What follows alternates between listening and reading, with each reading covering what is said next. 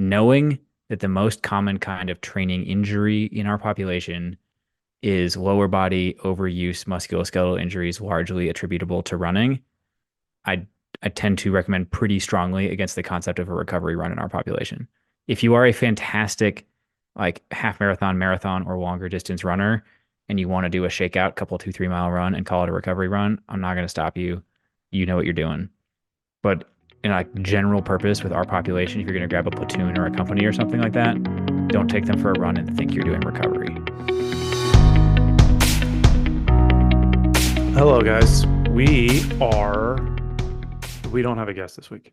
Nope, just us. It's Alex and I, and we have gone back and forth quite a bit internally as a committee of two to create or lay the foundations for a 101 series. It seems that we have a certain chunk of our audience that really appreciates and likes the conversations with the sort of performance peripherals, is the phrase that we're going to use.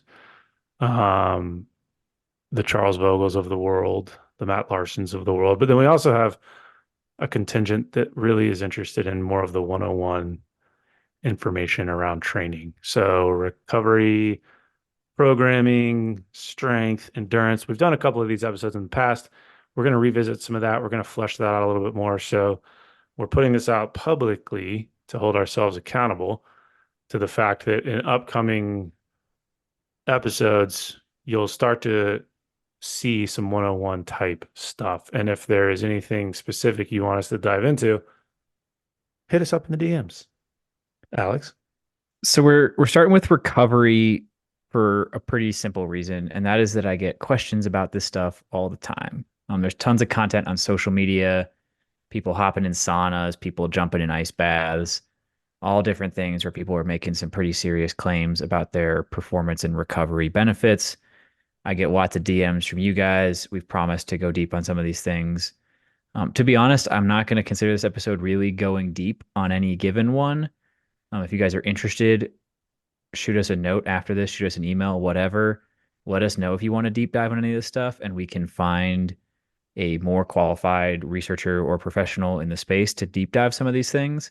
Yeah, we're The not goal, super qualified. yeah, well, I We're think that's part of qualified. the point here too, is that the goal here is not to do like a super in-depth research review on the topics. The goal here with the 101 series in general is to give you like enough knowledge to go be effective in doing something at a relatively beginner level. It's not going to make you an Mhm. expert, but it will give you some actionable, practical information you can go use. And if you want to go deeper, you are more than welcome to. Enough to be dangerous. It's about right. So where shall we begin? Well, I think we got to have a conversation first about like what the heck recovery is, and I think some important disclaimers as we go through this. One thing that stood out, I'll say up front, I didn't. We're going to reference a lot of studies here. We might not talk about all of them in here. I can slam a bunch of them into the show notes that you guys can go look for though. But I looked at easily 20, 25-ish studies, like a half dozen each on several of these topics. I did not read them front to back, every single aspect of the study. What I did was look at top level takeaways, but also enough of a look at the methodology to figure out what they were actually studying. Because recovery can be defined very differently. You can talk about short-term recovery, like if you do a sprint, what's the best way to recover between that and your next sprint in a limited number of seconds or minutes? You could look at recovery in the sense of what you do overnight between one session and another session. There's a bunch of, you could look at like 48, 72-hour recovery timelines, and acute and chronic effects are going to be different. As a simple explanation of that, right? Exercise acutely reduces performance. If I work out right now and then test myself in a couple hours or even the next day, I will perform worse than I did right before that workout. But chronically, over time, with enough of it, it improves performance. We all know that. Same thing goes on with recovery. Some things might acutely reduce performance or acutely, in a brief period, increase performance, and they might do the opposite in the longer term. And we're going to talk about that with a few of these in here. So keeping that in mind makes this a little bit more complicated than it might seem on the surface. We're not going to be able to just say this is good, this is bad. We have to talk about how it's applied. Yeah. So we've got a list of different things. We'll kind of run through them, cite some of the research. A lot of this, well, I should say all of this research will be included in the show notes. So we'll have links to everything if you guys are interested in diving a little bit deeper. Um, but yeah. I'll do some other fast disclaimers before we roll into it. Um, One very frustrating thing as you dig into the research is that a lot of the research is on like blood biomarkers or potential indicators of fatigue, and those aren't always indicators of something bad. Reducing inflammation might be good, but it might also slow down actual performance recovery because inflammation is a normal part of healing. Blood lactate clearance is a really popular thing that a lot of these studies look at, but blood lactate clearance is not necessarily a good proxy for recovery for a variety of reasons. So you have to like actually go at least one or two layers deeper than just like the top line takeaways from these to realize like whether or not you're actually looking at whether it improved performance. Another big one before we dive into actual specific topics is the difference between trained and untrained athletes in a specific activity. How a marathon runner responds to an active recovery run is going to look a lot different than how somebody who never runs would respond to the exact same run. But the same applies to people who are accustomed to different levels of training. Their recovery timelines are going to be way, way different. So it also changes based on the study population. Well, and we don't really know well, I shouldn't say we don't know much about fatigue, but like fatigue is still kind of out there in terms Oh of yeah. how we actually like what it entails. You could get into some of the biopsychosocial Hmm. stuff. And there's different categories of fatigue. You can Yeah. talk about local muscular fatigue. You can talk about central nervous system fatigue.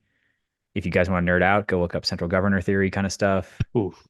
Well, and I think too, like a lot of these, as with most studies, they tend to stick to the biological and the physiological. And Hmm. there's probably an entirely separate episode that we could record with people about the psychological component of recovery. So, Oh yeah. You will notice that on a few of these, we're going to say that the evidence does not support their use for performance slash recovery, but then you're going to say, what the heck? All these pro athletes I follow but do it all these feels things. good. And sometimes things just feeling good is good enough to make a difference, at least psychologically, and a Or psychological difference can improve performance. or you look like an idiot at the Olympics covered in KT tape and bruises from getting cupped. That is also true. So that world exists too. Where do you want to start? Uh, let's start with one that is actually somewhat surprisingly available on almost any major military installation. This one's been popular on the social meds a lot recently. Let's start with Oh my sauna. God. Do people really say social meds? Well, I did. They're going Oh, to start what? now. No, they're not. Don't ever do that again. Ugh. Drew, do you sauna? Do I, do I, sauna? I say sauna with a Finnish accent because every time I see a sauna, it's always someone from Finland. No, I don't sauna. I do walk past the sauna where I swim because it's right next to the pool, and it's typically overcrowded, which is kind of a gross thing to think about. But no, I don't sauna. I've I thought about do. building Ooh, backyard sauna is a a pretty cool sauna in the move. backyard with, yeah. I just went to Easter brunch actually, and the hosts had a sauna in their backyard, and I was extremely jealous. It made me want one. That seems like the type of person that would host an Easter brunch. It was a fantastic brunch, first of all. Did you sauna? I did not sauna. It was already warm outside and stuff, and I was in my Easter attire. Mm. So before we dig into whether sauna is good or not, it reminds me of a funny realization. Brand new Second Lieutenant Alex, First Brigade, Fourth Infantry Division, Fort Carson. With a reading list. If you Very, guys very excited. I did not, yeah, at this point, at the harken time of this back to, story, I had not yet gotten that audacious. But I remember it was one of those moments where you realize like what you've gotten yourself into by joining the army, where it's like not exactly what the ads said and things like that. So I like walking to the gym that like is going to be my gym for the next couple years for the first time. And I noticed a sign that says no sauna during PT. Come to find out, the reason why is because people thought that like because you were sweating, you were exercising, so they would just sit in the sauna as their exercise. That was a minor issue. The bigger issue is the next sign I come across, which is the sign that says no sleeping in the bathrooms during PT. And this existed because on too many occasions, I don't know how many is too many, but they caught soldiers just sitting on toilets asleep instead of exercising during PT. Jesus. That's not surprising, to be All right. honest. I can go back on topic now because before we started recording, Drew said we were going to try and keep this thing to an hour, and I'm already burning a ton of time on stupid We'll stories. see. So let's go. My short version take on saunas after reading like 4 or 5 studies here, experimenting with it myself, talking to people who use it. It's important to note sauna itself is an additional stressor. Like you are putting stress on your body when you go into the Ob sauna. ob objectively Yeah, it's speaking, just heat yes, stress. That's literally what it it is is. a stressor. Applied consistently, there are certainly studies to support that it can enhance cardiovascular performance and heat tolerance in the long term. Um, Now, whether or not it enhances cardiovascular performance more than just doing cardio would have is open for debate. I I'd would be argue. very interested in why they're making that. The heat tolerance makes a lot of sense. Why the Well, hell would it make it's really you? hard to separate those things, right? Like if you get faster at running, is it because your cardiovascular performance was better or because you could tolerate the heat better? Like it's separating those things is kind of tough. But there is, and you can go click on some of the studies. There is evidence, even in not hot environments, you can see some cardiovascular benefits after consistent use of the sauna. But here's where the warning comes in. We talked earlier about the difference between acute and chronic effects. A single sauna session absolutely will negatively impact your performance in the short term following that session, to include the day following that session. Pretty good study in here using swimmers. You throw swimmers in a sauna session, they are going to perform worse the day after. They're just dealing with some extra stress, a little less hydration, things like that. My bottom line is if like sauna is relaxing for you and you can fit it in, I'd say sure. Like used consistently, you're probably gonna see some benefits. A particular scenario is if you know you're going to something like NTC or JRTC, saunaing for the few months prior to that to improve heat tolerance might be a smart idea. But I would not sauna immediately before or even really the day before a particularly intense session, competition, event, things like that. And I would also probably choose actual cardio over the sauna if you had to prioritize. Absolutely. I don't care what the studies say. Like that's unequivocally true. But I do think that there, I don't know if this falls into the recovery category or not, but there's probably an argument to be made about saunas in the kind of mindfulness space. It seems like a lot of those people, along with maybe cold plunges, which we'll get into. We'll be talking about that soon. I will Yeah. also shout out, not necessarily performance focused, but there are indications that consistent sauna use may have beneficial effects on blood pressure, arterial stiffness, and other cardiovascular disease risk factors. Would you, I know we're about to talk about cold plunges, but did you come across anything about contrast therapy? Sauna to cold plunge, back to sauna, back to. It was on my outline to dig into contrast therapy. I ended up basically running out of time, so I did not get a chance to read any of the serious contrast therapy research. I have heard things and I have seen investments made in it to include in like SOCOM facilities. They have contrast therapy stuff available and stuff like that, but I have not personally dug into it. And frankly, my biggest reason for not digging into it is I don't know how much of our audience has access to the tools to do contrast therapy, really. Well, I mean, you could turn your shower hot and then cold Sure. and then hot and then cold. But anyway, I guess to put a bow on the sauna conversation, I think, and I'll probably have this opinion on most of these. If it makes you feel good, go for it. Don't stay in there for too long. Kind of like a jacuzzi. I think there's a time limit on these kinds of things. But like I mentioned, it is a good place for some mindfulness stuff. I mean, otherwise you're kind of just sitting there. So you might as well take advantage of that. Because as we mentioned before, there is the physiological and biological component of recovery, and then there's the psychological component as well. So I think of all of these, this one probably more than most makes room for that type of modality, I guess. I'm a huge fan of sauna after a workout where you're like high levels of arousal or whatever, and you want to like relax and calm down before you go on with your life. Huge fan of it for that, which is why I get super mad when people in the saunas are either like playing their music so loud I can hear it, or there's one particular lifter at the gym I currently work out at who loves to talk really loudly to other people in the sauna. And That's I weird. just leave. If he's there, I just leave. I just don't do it.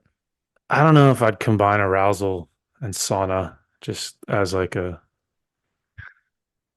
just We have hopefully adults listening to this episode who understand psychological arousal as a it's concept. a military audience, so you never know. That's also true. They're probably snickering at me.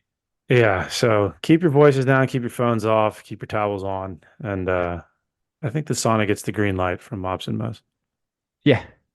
With like the asterisk of people overpromise on a lot of these things. Oh, for sure. For basically everything we're going to cover today, if you had to choose between it and just like getting in the training you were hoping to get in during the week, just get in the training.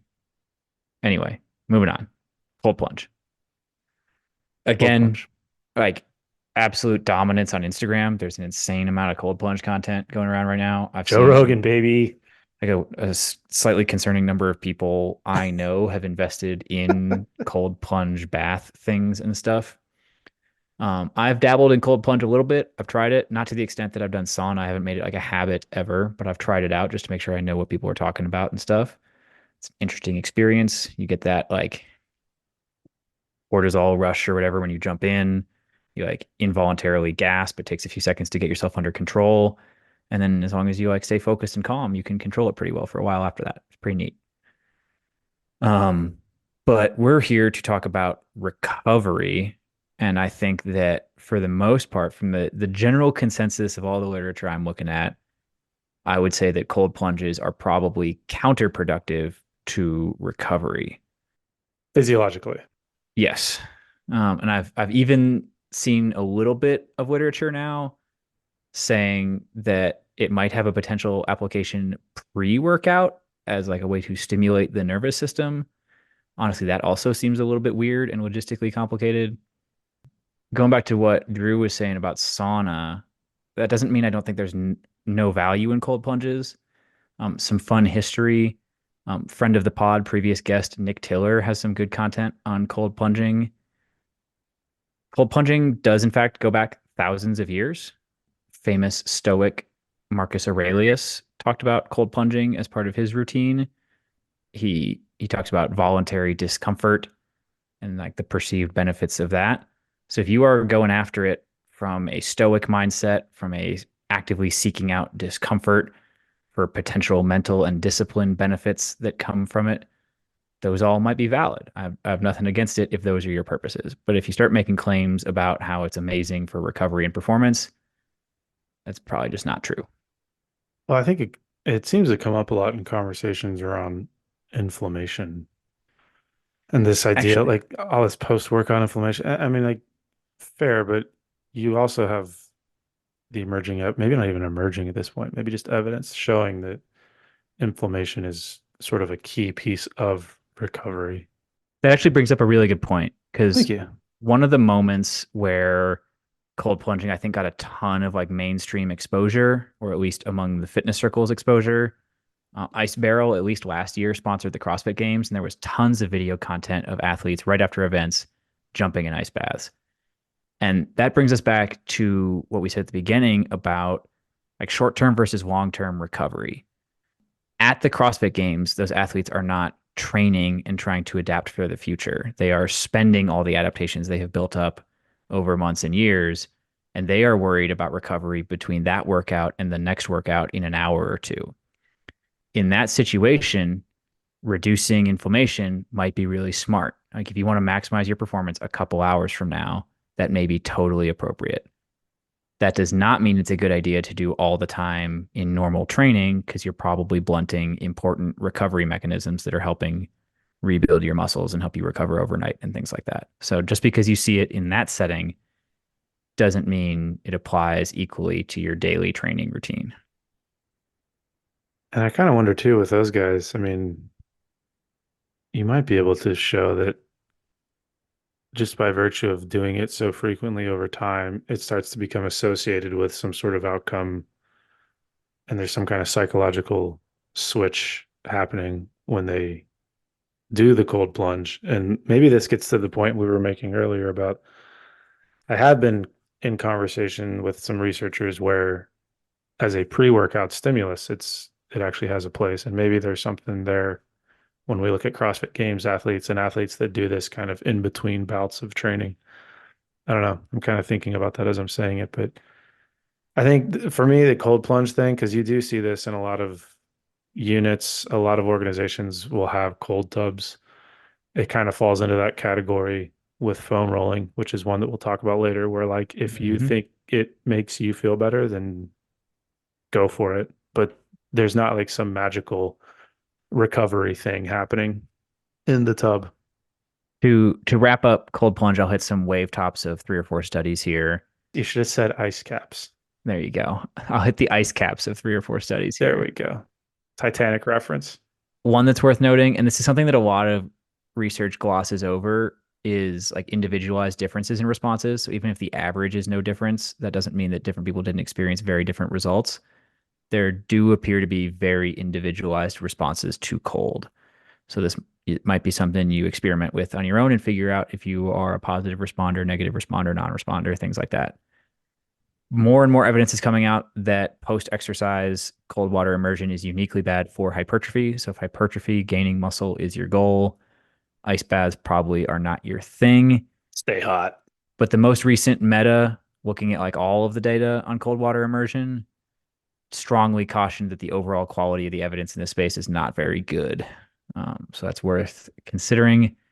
Another good one on team sport athletes, they saw basically no effect on actual performance. The only thing it really changed was perceived soreness, like how they felt about their recovery. That's what you were talking about, Drew. Mm-hmm. And then we do have a slightly older meta. This is 2020, but still a pretty strong piece showing negative effects on 1 rep max, maximum isometric strength, explosiveness, strength endurance, but no significant changes in aerobic metrics.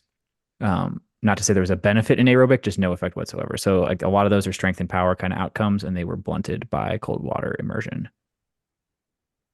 Yeah, and we'll probably repeat this at the end, but if given the option of jumping into a cold tub or doing like a slow ride on an assault bike, the slow ride on the assault bike is actually what's going to help you with recovery. And you could get into the oxygenation of the muscles and all this sort of energy system stuff we've Save talked it, about. Drew. I'm Save going to it. save Active it. recovery is coming I'll later. save it. I'll save it. But the next one is interesting and certainly a slippery slope. Painkillers, Yeah, this one wasn't initially on the outline, but I added it drugs. because of its prevalence in the military. A lot of people pop in Advil or ibuprofen or something before PT. That's a psycho move. Are people doing that? So I dug into the research on this one. So one, yes, it is like a relatively frequent thing in the military for people to take painkillers before exercise. Jesus. Um, again, so like nerdy terms, right? If you want to look at the research, this is called prophylactic use of analgesics or painkillers or NSAIDs. There is, in fact, some research on this in sports. It is uncommon with recreational level athletes, but it is common to the point of being a concern for medical providers at the pro level when you start looking at guys who are trying to train through injury to extend contracts and things like that. To the point that some estimates say over 50% of professional soccer players are slamming painkillers, even like pre-workout or pre-game, things like that, just to like manage latent levels of pain. I mean, hopefully we don't have to dive too deep to kind of dispel any would-be advocates of the painkiller approach. Yeah, there's a lot of side effects here that you got to worry about, especially with long-term use of these things. Just a weird habit to develop. But even if there weren't a bunch of side effects and other concerns about addiction and things like that, again, all the studies will be in the show notes here. But a pretty good, I think 2020 or 2021 study summarizing a whole bunch of other studies. They looked at several studies that had evidence on this, um, ignoring long-term side effects and things like that, and just looking at effects on performance.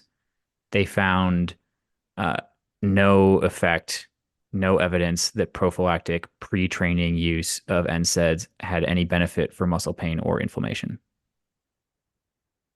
So it Which doesn't even again work. is not to say that there is not a place for these types of things. I mean, Yeah, acute pain ibuprofen management is a for thing. If you sure. got an injury, treat the But injury. if you're sore from squats and you think ibuprofen is the answer, now you could get a big bottle of ibuprofen and use it as a foam roller, which we'll talk about, but don't start popping pills to alleviate soreness. That's a bad idea.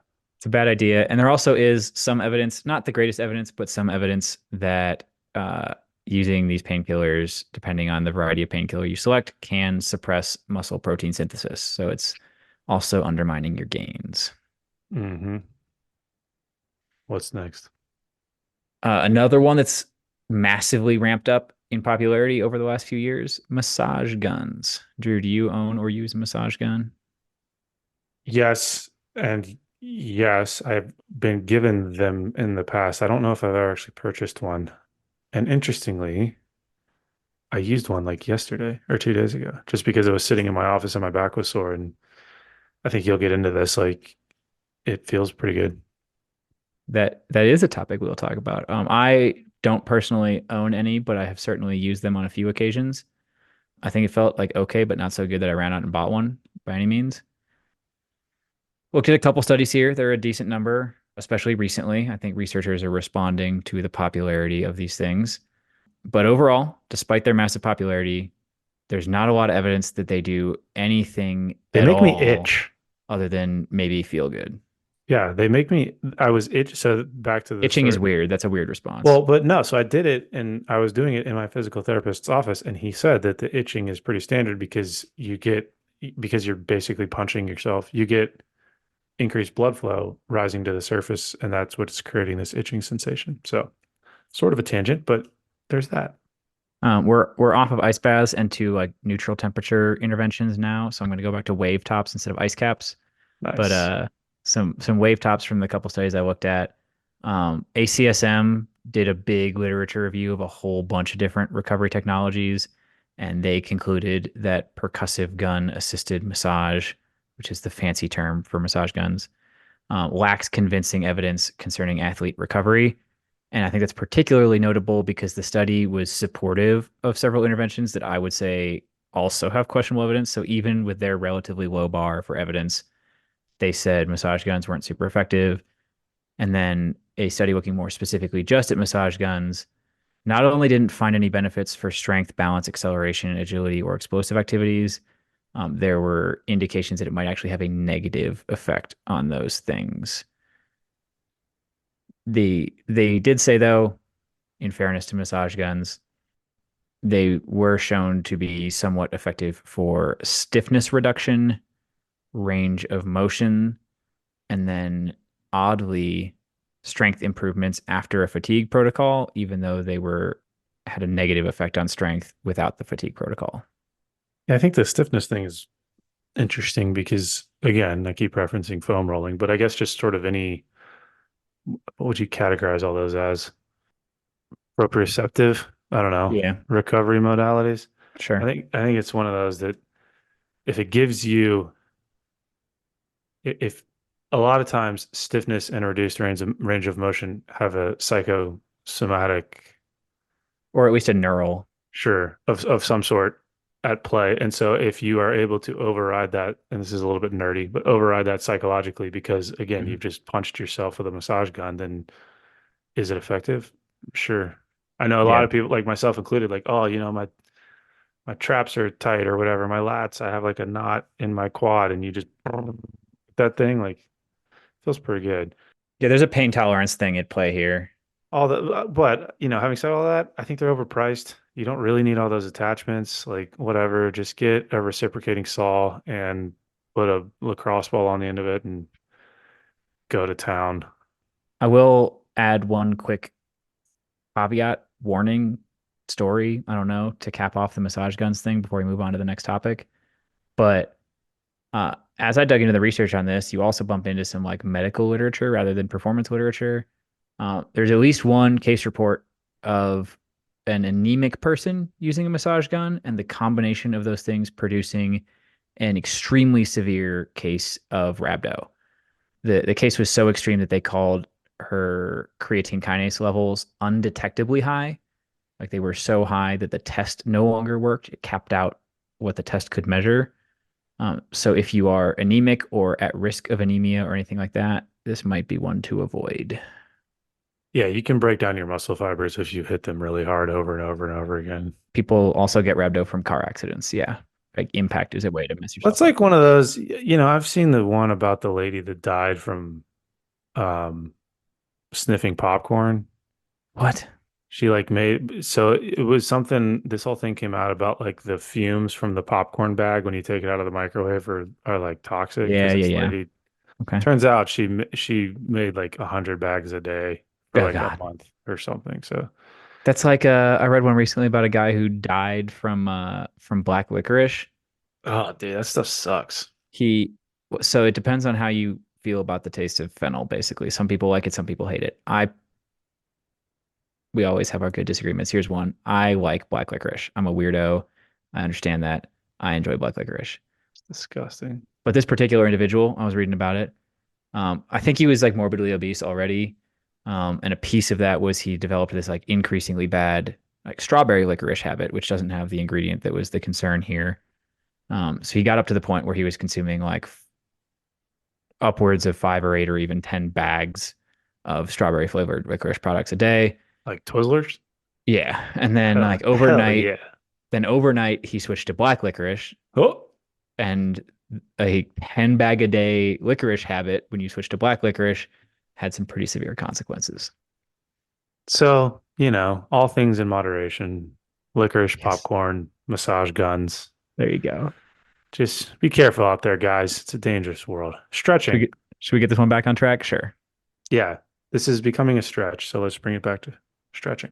Do you want to do your take first and I'll do mine? Yeah, so stretching for me, one thing that I've always done, and people that have been on the Long and Strong program or have worked with us one-on-one will have seen this, but the research will show, and I'm sure you'll dive into this, like static stretching doesn't really do anything, and that's fair, but I like to superset. Ooh, I don't know if I Well, agree with okay, the fair claim enough. that static stretching doesn't do anything. Fair enough. Fair enough. But I like to superset stretching with, like, for example, compound movements. So, popular one that I give a lot of people is a back squat, and then you go into a hip flexor stretch or a couch stretch. And what I have found from doing that for many, many years with many, many different people is that you do open up sort of a temporary range of motion, if you will, which then allows you to increase said range of motion under load when you go back to the weighted movement. So I think in like that specific use case, there's a lot of goodness. I don't know if that would necessarily count as recovery, but Hmm. for me, and when I think of stretching, that's kind of the first place that my head goes. But please enlighten us with the evidence. I'm gonna come at Drew a little bit here. I'm gonna disagree on a couple counts. Not that I don't agree with the things he's saying. I just don't agree that what he's talking about is recovery. Squatting, that's fair. I would agree with that. Well, stretching. I think a lot of people think about stretching as recovery. And full disclosure, I did not put stretching on the outline for this episode. Drew added it when he went into the outline and started adding things. Because I wouldn't, frankly, despite how people talk about it, I would not classify stretching as recovery. I would classify it as its own modality of training. And when Drew talks about static stretching not really doing anything, he's probably referencing static stretching doesn't really reduce injury risk, things like that. And it doesn't. But static stretching done well, which usually involves longer reps and more sets and higher intensities than people think, absolutely can be effective at improving range of motion. It's just that that range of motion may or may not be relevant. If it's a range of motion you need access to for tasks you want to do or like movements you want to be able to do, it's super relevant. But you're just training for more range of motion. You're not recovering from some other thing. Fair. I'll highlight range of strengths page on Instagram. He's got some really cool content on different like ways and tactics for stretching and how to program it and things like that. If your goal is greater range of motion, if no part of your goal includes greater range of motion, stretching might be a waste of your time. Well, I would disagree with your disagreement, in fact, I'm not surprised. because if and just to go ahead and confuse everyone out there, but like if would you include yoga as stretching? I would include yoga as stretching, yes. So I would think yoga, there's definitely a place in the recovery lexicon for yoga. Potentially, but I would just lump it in as active recovery because you're going to have to do it at a really low intensity. Because if you do it Maybe. at a higher intensity, you are training. Like there are lots of people for whom yoga is their training and they get very fit that way. They're called yogis. That is true. So what do we think? Stretching, good for recovery? I'm going to say yes. As a recovery, like I think stretching is good if being more flexible is your goal. But like again, wave tops of the research found a pretty good meta, lots of different studies. Between group comparisons showed no effect of post-exercise stretching on strength recovery when compared to passive recovery. No effect of post-exercise stretching on 24, 48, or 72-hour post-exercise muscle soreness compared to passive recovery. Yeah, but I think if your goal is recovery, it's kind of a waste of your time. If your goal is improved range of motion or just some like low intensity activity to get some of the active recovery benefits, so you're those going might to be fine. say if stretching calms you down post session, because I agree with you, like, fine, I'm going to touch my toes for a while, whatever. But the parasympathetic response would put you into a different state that would make recovery I think you more. would, if we're relying entirely on the parasympathetic response, I think you would get more benefit from just lying down quietly and or if you have enough time taking a nap. Chaturanga Yeah, is that's not nice. stretching though. Hmm. I can count on zero fingers the number of times I've gone to the research to support my use of stretching there. So I guess I don't know if at the end of this we've agreed or disagreed, but long story short, I think we've mostly got ourselves caught up in semantics because probably. I stretch and I love yoga. I need to get back. I used to do hot yoga all the time and I want to get back into it. Well, then you're It's getting into the awesome. sauna conversation. But I don't do it for recovery purposes. I do it as its own thing. Yeah, but well, I don't know. I think my takeaway here is if you're listening to this and you're like, "Oh, I better not stretch," you've missed the point. Like, stretch, please stretch. Yeah, It's good for you. That's it. cool. Cool. Foam rolling. This Semantics. is this Yep. is this Hot is topic the here. this is the one. This is what everyone came here for. Foam And rolling. this one I think might have the most citations in my outline. Foam Um, rolling is stupid. I I don't actually think that. I do think that, but I think maybe less. think it's applied wrong. I think that's one thing.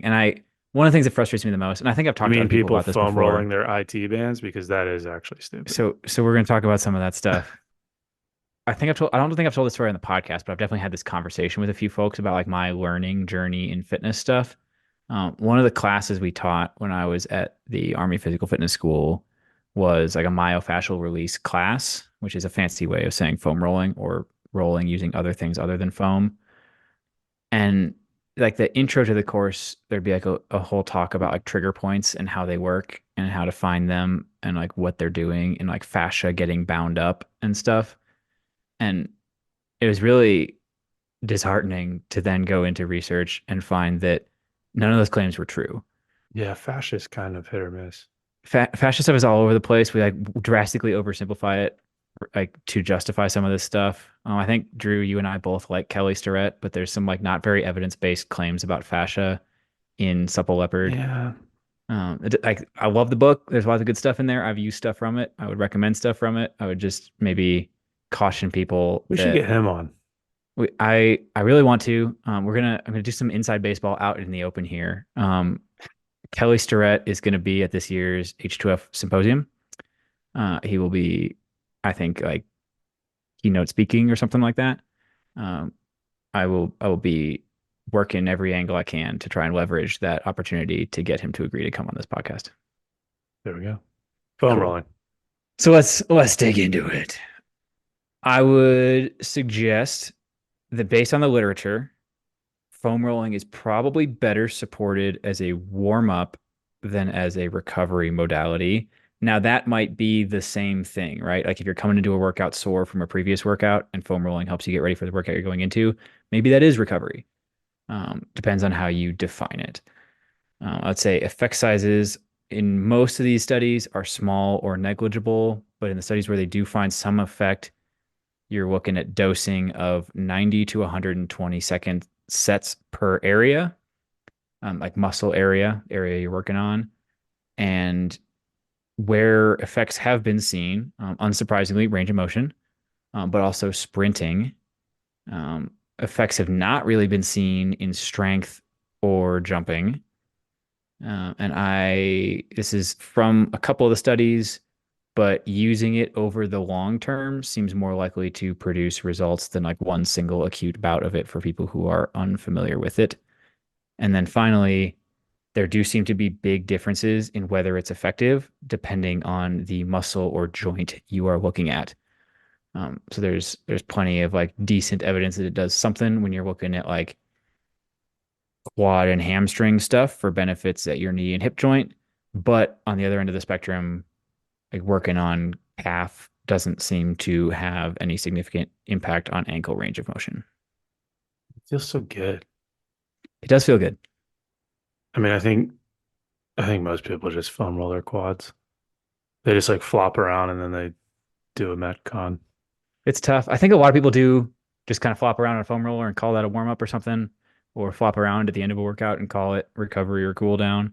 I will Hmm. say if you dig into the supple leopard stuff and you like follow some of those methods, whether they're evidence based or not, that feels really good.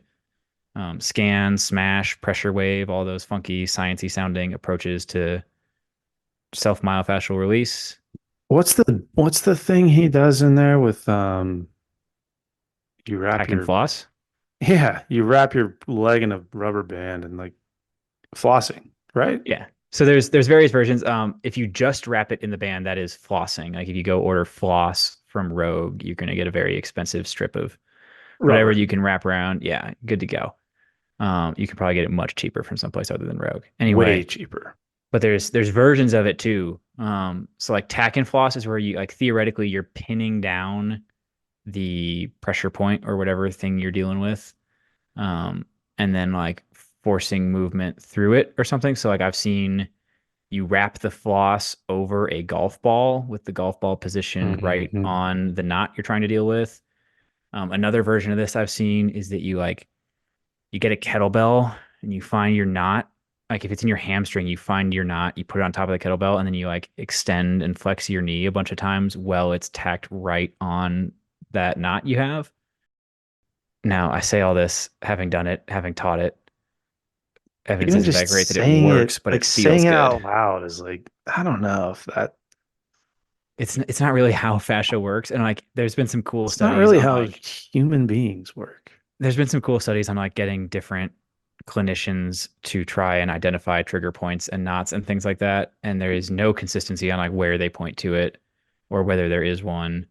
But Um, I think all of that gets to the point that we've made and continue to make and will continue to make that like the psychological aspect of hmm this is huge. hmm And if buying some overpriced rubber band from Rogue and wrapping it all the way around your calf until your foot turns purple and jiggling around on a golf ball makes you think you have busted up some knot that doesn't exist, then you've recovered. I mean, like mission accomplished. And I, Yeah. I mean, for me, foam rolling falls squarely in that category. I will add one thing to this, and I don't know if this would fall into the foam rolling. Maybe you could talk about this from like a cold therapy, but for any of the guys that have trained over the years, myself included, that develop like some foot pain from just running a lot, throwing a lacrosse ball in the freezer and then standing on that thing. Oh my God, that feels good. They do make ice massage tools. Of course they do. Probably sell it on Rogue. Probably. There's one I've seen. I think I've even used it before. That's like a metal ball you put in the freezer. You take it out of the freezer, you put it in this like grip thing that holds it so you don't have to hold on to the metal ball and then you can like rub it on wherever you're working. Oh yeah. Yep. Yep. Yep. You want a much simpler version of that I was first exposed to as like a middle schooler or high schooler by a physical therapist or something. Just get Dixie cups, fill them with water, put Hmm. them in the freezer, rip off the rim of the Dixie cup. So now the ice is exposed at the top. Boom, you've got it for like cents. It's easy. Maybe we should do that'll be a upcoming Instagram post from Alex, budget recovery tools. Oh, there's a whole conversation there. Yeah, it's an Instagram post. The Rogue Supernova, very expensive, can be Yeah, replaced perfectly with just a used softball. for sure. The Rogue, like the smaller one, can be Lacrosse replaced ball, perfectly with a lacrosse ball. The smaller one than that can be replaced with a golf golf ball. ball. A lot of like softer foam rollers that are expensive stop being effective really quickly. Just replace it with a chunk of PVC pipe. Like almost all these things, you can either spend a ton of money on Rogue's website buying the fancy version of it, or almost no money at like Home Depot or the grocery store, or like pick it up. Oh Like you can go yeah, to like a golf course and just grab used golf balls. I do that all the Um, time. yeah, there's very cheap ways to do a lot of these things if you don't want the expensive I version. this is an aside, but I built my first TRX I made at Home Depot for less than $10. Hmm. And my first set of rings I made in the oven with PVC and hot sand. Wasn't wasn't TRX like invented by a Navy SEAL on deployment Yeah, who just like on a submarine. yeah, like strapped some webbing together? Yeah. Boom, done. Now he's super Now he's making rich. a shit ton of money. Actually, no, they declared bankruptcy like 2 years ago, I think. I think it was one of those where it just got copyrighted so many times that or Yeah. whatever. Um, You know they technically own like the terms suspension trainer and suspension training. I don't think the Chinese give a shit. I think they That's just also true. made replicas and sold them on Amazon. Oh, there for sure are replicas out there all over the place Yeah. now. Yeah. So anyway, foam rolling. Sure, go for it. Cool. You're not doing anything, but it feels good. Kind of, There you go. I think massage probably falls into the same. Well, We didn't put massage on here. It was something I thought if I had more time, I would do some of the research on massage. But just running into a few of the studies I looked at compared a bunch of different recovery modalities, and massage was mentioned on a few of them. And it's the same thing as foam rolling. It feels real good, but there's not really much quantifiable change in performance outcomes, recovery stuff, any of that. fair. Okay, this one will be fun. Active recovery. Capital A, capital R. Active recovery. So again, depends on your timeline you're looking at. I did a post recently on the Instagram page saying that active recovery is more about the active than the recovery. I think Hmm. fundamentally, it's a great way to accumulate a little bit more activity at a really low intensity. I'm not sure how much it's doing for whatever definition of recovery you have. I think people screw this up all the time. Sure. I think this is the most bastardized. Because at least if you're foam rolling and thinking you're fixing your IT band, like at least you're not like doing active recovery. Like I say that, so I mentioned this earlier and you cut me off appropriately. If you want to get into some of the physiology of the way muscles work and bioenergetics and all that sort of stuff, like oxygenation of the muscle tissue is really what we're after with active recovery, not with active recovery, with recovery in general. And if you strap on something like a nitric oxide device, or I mean, I'm thinking of all the conversations we've had with Evan Pycon about this, but like throw one of those on your quad, get some infrared spectroscopy about what's actually going on in the muscle, and watch as you pedal very slowly on a bike and your oxygen levels shoot through the roof. That's recovery. So if I were to prescribe a quote unquote active recovery day, and you're like riding slowly on the bike and then maybe doing like some, offset farmers carries or something like that would be active recovery. But when we get hit up by a bunch of assholes online saying they did like a 10-mile active recovery run, that's not active recovery. You went for a long run. Like stop perpetuating that myth. So I don't know about, so I don't know what watch you wear or anything like that, but my Garmin likes to, if I like pick the run activity, it will recommend my workout. No free ads. There are other watches. Yeah, that's correct. I have a Um, Garmin too, though. but if I click the run activity, it will recommend a workout to me based on my like recent training and things like that. And if I've trained a bunch recently, it will recommend a recovery run if it thinks I'm doing too much and need to chill out. Again, not And a thing. so I like, and this is a contentious topic because you'll like hear a lot of like marathoners and stuff talk about doing recovery runs or shakeout runs or things like that. Whether or not it exists, we're theoretically here talking specifically to a tactical population. And my recommendation specifically for that population is that knowing that the most common kind of training injury in our population is lower body overuse musculoskeletal injuries largely attributable to running, I I tend to recommend pretty strongly against the concept of a recovery run in our population. If you are a fantastic like half marathon, marathon, or longer distance runner, and you want to do a shakeout, couple 2, 3 mile run and call it a recovery run, I'm not going to stop you. You know what you're doing. But in like general purpose with our population, if you're going to grab a platoon or a company or something like that, don't take them for a run and think you're doing recovery. Yeah, and I keep saying it's not a real thing for that exact reason. Like if you have a sufficient number of training miles logged over years of exposure, then there's probably a place for a recovery run. And I'll go back to the physiology on that. You can literally, there are devices you can buy off the shelf that you can use that will show you for like an Eliud Kipchoge, who was the 2 hour marathon dude, he could probably run at a pace and a distance that he's reoxygenating his muscles and it is actually active recovery. But to your point, going on a platoon recovery run, I guarantee probably 90% or more of those guys are creating a low oxygen, dare I say, anaerobic environment, which is actually the opposite of what we're after with active recovery. They are having a workout and you are redlining them and calling it active recovery. So I don't know. To me, it's like a really fine line between a quote unquote active recovery Yeah. workout, which is in and of itself a little bit of a misnomer. The performance care segments, I think they're called from Active Life. That's like a just like a quick YouTube reference I'll throw out there. I use that stuff all the time. I think those are good. And you'll see when you look at those, and actually Marcus Philly, I think, has some good stuff out there too.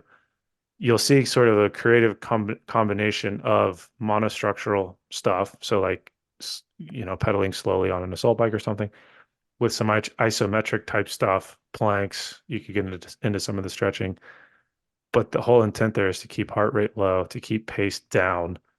But man, I've had conversations with people where they're like, "Yeah, I just did like 100 wall balls for time. It was like an active recovery workout," and those people are idiots.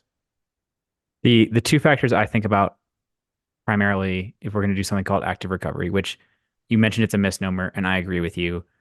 Any kind of session is still going to be a stressor, no matter what it is, which is whether you can handle that stressor and whether it produces the outcomes you're looking for. But the biggest things I think about are one, autoregulation, RPE, because you can make anything easy or anything hard. People might call yoga an active recovery session, but I remember as a platoon leader, I scheduled like a yoga session a couple days before, or maybe the day before our APFT. And the instructor that we got to do our yoga session, I clearly had not communicated the intent of making it like an easy recovery session. And it was incredibly difficult. And we were all wrecked and we rescheduled that PT test. And like same thing, like swimming, like some people can probably get some great active recovery from swimming. Um, just on like a brief aside that I don't think we'll have time for later, but swimming might have some unique active recovery benefits just from like hydrostatic stuff and the water being cold and things like that and like zero impact. But that's not to say swimming will be active recovery for everyone. If you throw a guy who doesn't really know how to swim in the pool, no amount of buoyancy and coldness from the water are going to overcome the fact that he is drowning and that Yeah, is he's stressful. active drowning recovery. Yeah. So you have to keep the RPE low no matter what the activity is because you can turn something intended to be recovery into serious training very quickly. And then again, just based on like the nature of the types of overuse injuries people tend to get, I would avoid high impact activities even at low intensities if the goal is recovery. Yes. Random stuff from some of the literature. This made me sad because it made me think back to when I was reading Simple and Sinister by Pavel. Not reading, listening to, because if you're going to consume Pavel content, you have to hear it in his voice. Pavel told me I should be active between every set of everything. I should be walking around or shadow boxing or something between all my sets. That's one place where the research is pretty conclusive. If it's between bouts of high intensity, like a sprint and then another sprint, passive recovery is universally better than active recovery.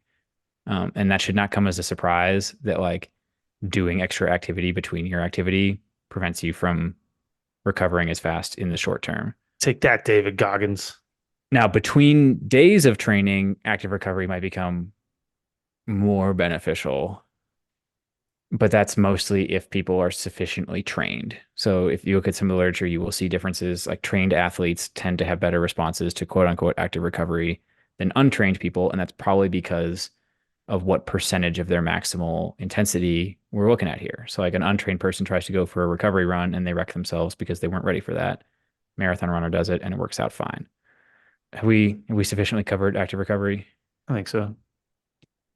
All right. I think we only got one or two left, right? Yeah, only one left. Compression garments. Yeah, compression garments. I haven't honestly seen people talking about this as much recently as I used to. It's a little bit of a pet peeve for mine, and we talk about no free ads. I'm gonna do the reverse. I'm gonna call it a company by name because they frustrated me greatly. They show up at like every military fitness related thing, anything tactical human performancy. The company's called Defend, but it's just spelled DFND. Take out all the Uh, vowels on anything, and it just, for some reason, people think it sounds cooler. oh yeah, if anybody here is a hater like me and just wants to get a good hate session, go on their website and start reading some of the stuff. If you go to their FAQ page in particular, the number of spelling and grammatical errors is absolutely astonishing. They also claim that one of their products is chemical free, which is like an absurd thing to say if you know anything about like how everything is chemicals. Like you can't claim that your thing has no chemicals. It literally is chemicals. But whatever.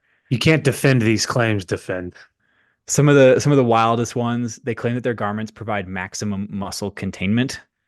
I don't know what muscle containment is, It um, keeps your muscles in your body, but they claim to have done a study with some special operations schoolhouse where wearing defend compression garments reduced injuries by like 30%, improved graduation rates by 40%. which is an insane thing to say. Ludicrous numbers, like absolutely off the wall numbers. I don't know how many people listen to this podcast and who's going to share it. I'm probably going to get an angry DM from the guy who runs Defend. I've met him a couple times. Sorry, I don't believe those statements are true. I'd love to see the evidence. But we can so the study they did, they like refused to say who the unit was or when it was or any of those things. Obviously, special operations got to keep it secret. That makes it much easier to make those claims. Although we can't source that one, there's a decent amount of literature out there on compression garments in general. And I think a big one here is that people tend to wear compression garments during the exercise they are doing. The evidence that that does anything is extremely limited. There's some like niche cases for like very technical things. I think like high jump or broad jump, something like that, or counter movement jump. They saw some possible benefit, but I bet that was more in the psychological domain potentially, or maybe proprioceptive or things like that. But for like actual performance of endurance activities, strength activities, things like that, you're going to see little to no effect of wearing compression garments during the activity. Now, there is some evidence supporting wearing compression garments overnight between training days or between days of competition and things like that. Slight reductions in blood lactate, slight reductions in perceived soreness, no change to muscle protein synthesis, things like that, and no changes to repeat bout performance. So, not the strongest evidence that it works, but the only studies where you're going to see like real effect most of the time is if you wear these garments for like 8, 12, 15 hours, things like that. Yeah, I mean, you see a lot of senior citizens wearing compression socks. Well, if you're worried about deep vein thrombosis, Right. yeah, it might have its Exactly. place. And for those of us out there looking to simulate a tummy tuck or just trying to shape up a little bit, I mean, there's Do you wear Spanx, Drew? Is that what you're saying? no, but if there could be some soldiers out there doing it, and I think more power to them. I think it's recovery necessarily. For me, compression, and I've had my run-ins with Defend as well. It's just one of those things where it's like the price point does not justify the supposed use case. Traveling for long distances, especially in an airplane at altitude, that sort of thing. I think that's kind of a different piece that you could argue compression might have a role, but yeah, doing your standard workout and then just throwing on a bunch of compression gear and saying that you reduced injuries by 30% is just Insane. stupid. Like that's not you didn't reduce injuries by 30%. In an effort to keep this thing to roughly the 1 hour mark, which I think we're about to actually achieve, which is pretty cool, Look at us. I'm going to really fast go through a few top line takeaways from some of the studies that compared a bunch of different modalities. I tried not to reference these as we went through individual modalities, but just some fast quotes. Massage, cryotherapy, and alternative therapies have not been shown to be consistently effective.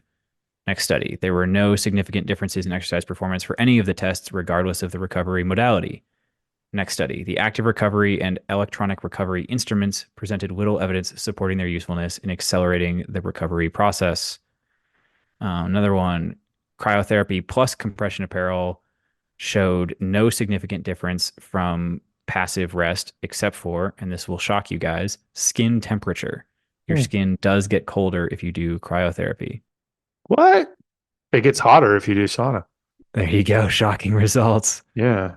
And then last one, another quick pull out. The results indicate that cryotherapy combined with compression garments after resistance exercise does not contribute to a faster recovery of physical performance, neuromuscular function, or muscle damage, but promotes recovery of perceptual measures regardless of age. So people do feel better, even if it doesn't really change their performance.